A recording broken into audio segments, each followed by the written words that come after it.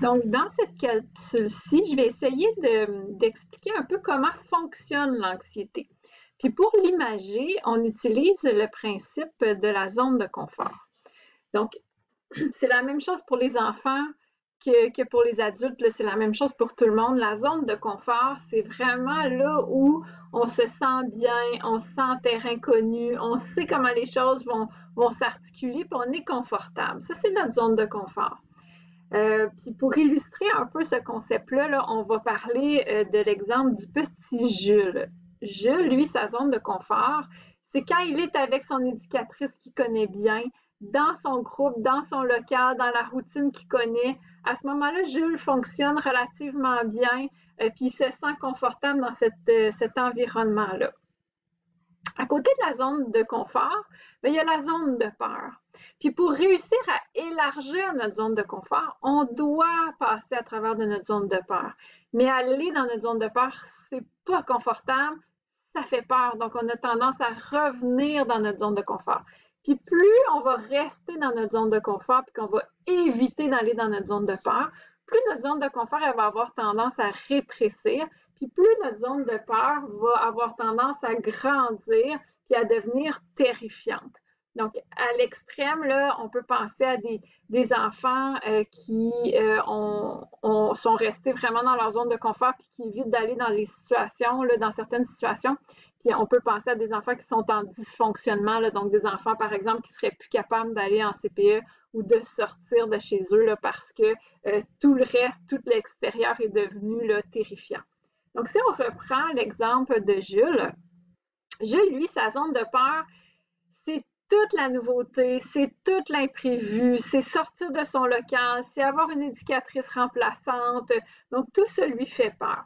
Et un matin, son éducatrice, à Georges, va lui annoncer qu'il y a une activité de karaté qui va se passer dans son CPE. Donc, il y a un instructeur de karaté de l'externe qui va venir faire une activité avec les petits. Donc, les petits doivent se déplacer dans un autre local pour aller à l'activité de karaté et Jules refuse catégoriquement. Il va se cacher en dessous des couvertures dans le coin calme, il refuse de sortir, il veut pas parler, il fait une crise, il pleure, il est pas consolable. Son éducatrice connaît bien Jules, a une bonne relation avec lui, va aller le voir, va essayer de le calmer, mais il n'y a rien à faire, Jules est inconsolable. Donc, ce qu'elle va faire, son éducatrice, en toute bonne volonté, pour l'apaiser, elle va lui dire, tu sais, Jules, regarde ce qu'on va faire. Les autres vont aller à l'activité karaté, là, puis toi, là, tu resteras avec moi dans le local, puis tu m'aideras à faire du ménage, puis à planifier les prochaines activités. Donc, ce qui va se passer, c'est qu'instantanément, l'anxiété de Jules va descendre. Parce que son éducatrice va lui avoir permis d'éviter d'aller dans sa zone de peur. Donc, il revient dans sa zone de confort, son anxiété va descendre. À court terme, ça va bien fonctionner. Par contre, sans s'en apercevoir, l'éducatrice, ce qu'elle va avoir fait, c'est qu'elle va avoir contribué à rétrécir un peu sa zone de confort, puis augmenter sa zone de peur. Donc, la prochaine fois que Jules va devoir faire face à une situation où il y a de la nouveauté, où il doit sortir de son local, bien, il va avoir encore plus peur. Puis il y a comme 3 raisons pour ça. C'est que sans le vouloir, son éducatrice va lui avoir confirmé que l'activité karaté, c'est une activité qui est dangereuse parce qu'on lui permet de l'éviter. Donc, c'est comme si lui, il encode que c'est une activité qui est dangereuse. La deuxième raison, c'est que sans le vouloir, on lui a un peu dit qu'il n'était pas capable d'aller à l'activité karaté puis d'affronter ses peurs. Puis Jules, il va comprendre très rapidement que l'évitement, ça fait du bien. À court terme, éviter une situation qui nous fait peur, ça fait beaucoup de bien. C'est à long terme que ça ne fonctionne pas. Donc, on peut l'imager aussi là, avec la courbe d'évitement. Vous voyez sur cette courbe-là que la première fois qu'on évite une situation qui nous fait peur, notre anxiété va monter, on va éviter, puis notre anxiété va descendre très rapidement. Mais la deuxième fois qu'on va faire face à une situation semblable, notre anxiété va monter plus haut. On va éviter, ça va descendre, mais la troisième fois, ça va augmenter encore plus haut. Donc, on dit là, que l'évitement, c'est le meilleur ami de l'anxiété. C'est ça qui nourrit l'anxiété. Donc, heureusement, il y a de l'espoir. À côté de la zone de peur, il y a la zone de possibilité. Donc, plus on va réussir à aller dans notre zone de peur puis à tolérer notre anxiété, bien, plus notre zone de confort va s'agrandir, plus nos peurs vont diminuer, puis plus on va avoir accès à notre zone de possibilité. Donc, si on reprend la situation de Jules, même chose, il se cache en dessous des couvertes, il pleure, il est inconsolable. Puis cette fois-ci, son éducatrice va aller le voir, puis elle va lui dire « Je comprends, Jules, que ça te fait peur d'aller au karaté. Est-ce que ça se peut que ça t'inquiète? » Puis elle va essayer là, de parler un petit peu avec lui, là, s'il est en âge de s'exprimer plus verbalement pour essayer de comprendre ce qui l'inquiète là-dedans. Mais il va lui dire, tu sais, Jules, c'est très important que tu ailles à ton activité de karaté. Puis je vais vous expliquer là, juste après une façon là, de présenter la zone de confort aux petits là, pour que ça fasse sens pour eux. Donc, elle va lui expliquer ce principe-là. Puis elle va pas lui dire, ben vas-y, puis c'est fini, puis arrête de pleurer. Elle va vraiment l'accompagner vers l'activité, vers sa zone de confort, mais avec un support. Donc, elle pourrait lui proposer, par exemple, de lui tenir la main, d'y aller avec lui, de faire les exercices avec lui, de s'asseoir à côté de lui, donc de vraiment l'accompagner. Donc, oui, aller dans sa zone de peur, mais avec un certain accompagnement, avec des petites étapes. Puis Jules, il va y aller. Au début, il va avoir peur, il va être anxieux, il n'aimera pas ça. Mais il va faire l'activité, puis il va se rendre compte qu'il n'y a peut-être pas de danger dans l'activité, puis il va l'apprivoiser un peu. Donc, la deuxième fois, s'il y a un autre cours de karaté, il va encore avoir peur, ça ne sera pas réglé, mais il va avoir un petit peu moins peur. Donc, si on regarde, là, cette courbe-ci, c'est vraiment l'inverse. Donc, la première fois qu'on va s'exposer à une situation qui nous fait peur, qui génère de l'anxiété, notre anxiété va monter très haut. Ce qu'il faut comprendre aussi, c'est que l'anxiété, elle ne monte pas de façon indéfinie. Elle atteint un plateau. Donc, elle va atteindre un plateau, puis elle va finir par redescendre. La deuxième fois qu'on va s'exposer à la même situation, ça ne sera pas réglé. Notre anxiété va monter encore, mais un petit peu moins haut. Puis la troisième fois, un petit peu moins haut.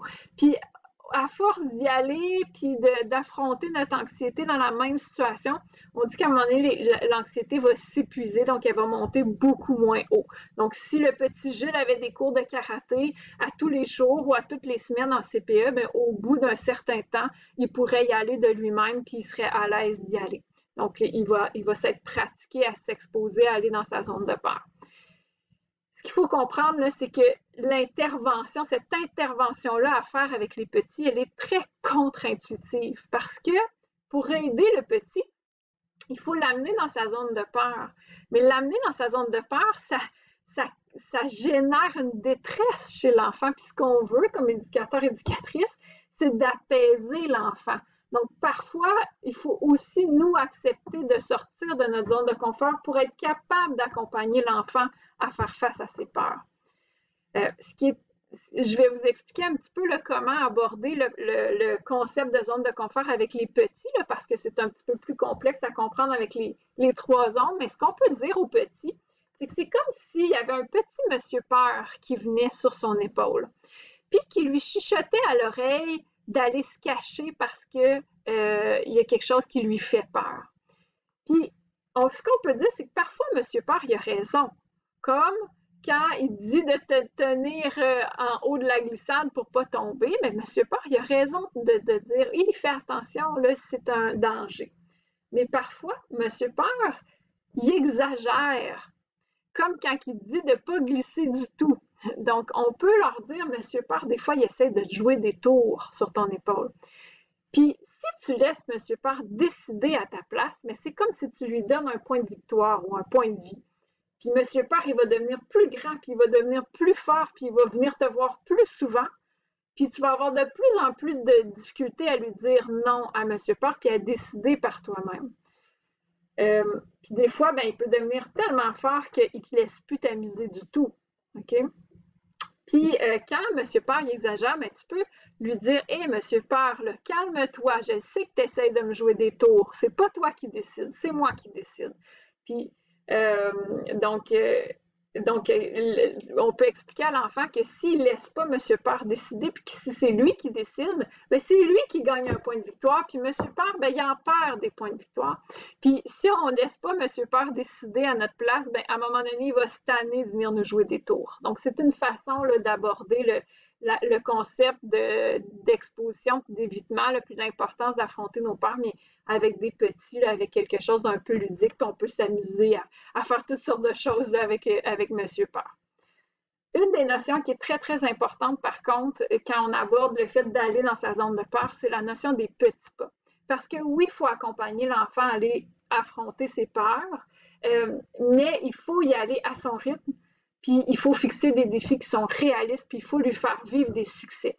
Si on va trop vite, si on le lance dans sa zone de peur sans accompagnement, ben, ça ne sera pas mieux, ça va générer plus d'anxiété, puis il ne sera pas capable de la tolérer, donc il va éviter. Donc, vraiment, l'important, c'est de regarder avec l'enfant quels petits pas on peut mettre en place pour qu'il aille dans sa zone de peur, mais qu'il soit capable de le faire, puis qu'il soit accompagné pour le faire. Puis tranquillement, ben, il va prendre de la confiance aussi pour y aller. Donc, on peut vraiment décortiquer en petites étapes. Peut-être que le premier cours de karaté, on va convenir avec lui qu'on lui tient la main, puis qu'on reste dans le cadre de porte, puis qu'on observe le cours. Peut-être que ça va être ça la première fois, puis on va lui dire, mais la deuxième fois, par exemple, on va s'asseoir avec les autres. Puis la troisième fois, tu vas faire les exercices. Donc, on peut vraiment convenir de petites étapes avec l'enfant pour l'amener à faire face à ses peurs. Donc, j'espère que ça vous aura permis de bien comprendre les concepts de s'exposer, puis les pièges de l'évitement quand on fait face à de l'anxiété.